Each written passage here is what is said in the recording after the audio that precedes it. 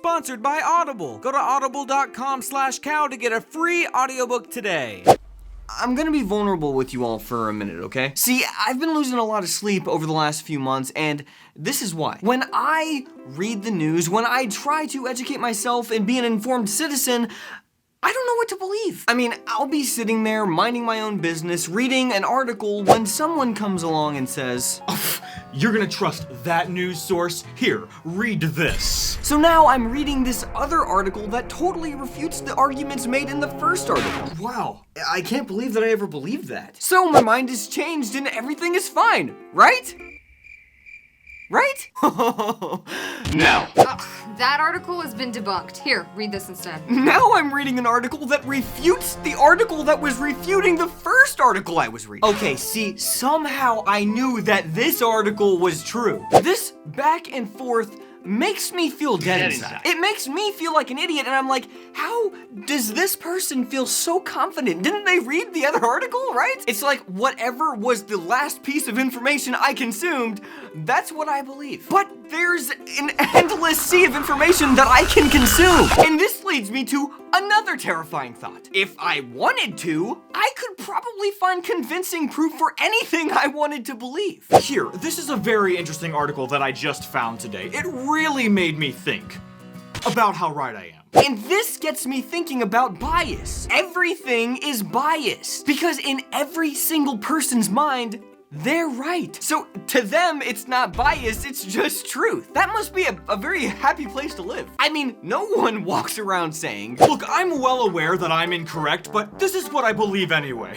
So what is the truth? Because most people can make a pretty compelling case for any viewpoint they believe in. It's just who's the best talker. For example, statistics. I hate statistics. And I'll tell you why. Statistics can prove anything you want them to. Did you hear? Since 2003, basketball-related deaths are up 50%. Oh my gosh, I will never play again. Kelly, did you know that since 2003, basketball deaths have gone up 50%? People have been peddling that stat for years, but really, since 2007, deaths have gone down 6%. Oh. So over the last decade, the basketball deaths have actually been down 6%. Let me guess, Kelly told you that. Yeah, why?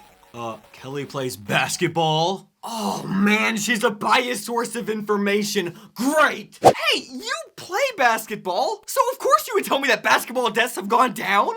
Yes, I play basketball, so I'm a credible source about basketball. Doesn't that just make sense? Oh, my brain! I don't even care about basketball deaths!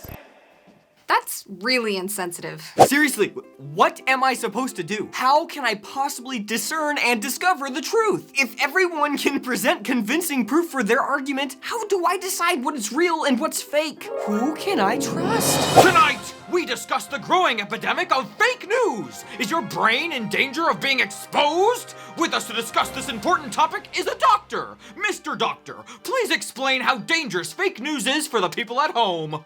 Oh, it's horrible, Bill. Just horrible. This is the greatest threat to civilization since polio. Why is it so bad?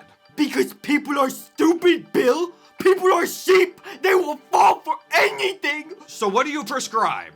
Blind faith in whatever the major news organizations tell us is the only way and we will be saved. This is gonna be great for my ratings. You know, maybe that's actually what we need. One centralized, regulated location where we can go for all of our information. And we wouldn't have to be worried about being lied to or biased. It would just be one end-all be-all collective source for information. That would be great. Why don't we just do that? Wow, if this article is true, then my entire worldview might be flawed. Oh, a truth officer! Officer, please help me.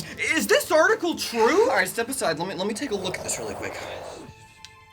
All right, yeah, I'm gonna need you to step away really quick.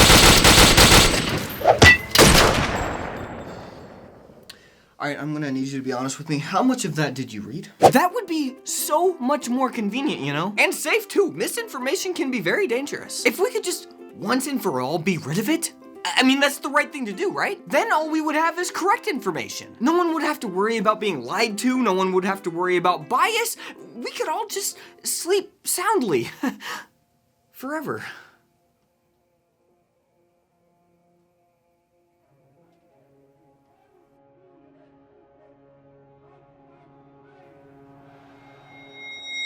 Stay tuned for a scene from our next episode. Hey, did you hear? You can get a free audiobook at audible.com/cow. What? That's too good to be true. Let me check my sources. Hey, I just heard that you can get a free audiobook at audible.com/cow?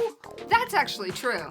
It is? It is! Audible has a massive library of audiobooks to choose from. If you enjoy books but don't have time to read, you have to check out Audible. They have new stories available as well as old ones like Anne of Green Gables by Lucy Maud Montgomery, which is narrated excellently by Rachel McAdams. If you want to check it out, go to audible.com/cow because there you're gonna get a free audiobook of your choice and a 30-day free trial. That's audible.com/cow. Next week on Messy Mondays, the truth officer continues his investigation. Again, you're not in trouble. I just need to know exactly how much of that article did you read? I swear, I had just clicked on it. I had only read like 3 words of the first paragraph, I swear! That's all I needed to hear. President Zuckerberg? No. We got one. No, please! Oh, God, no!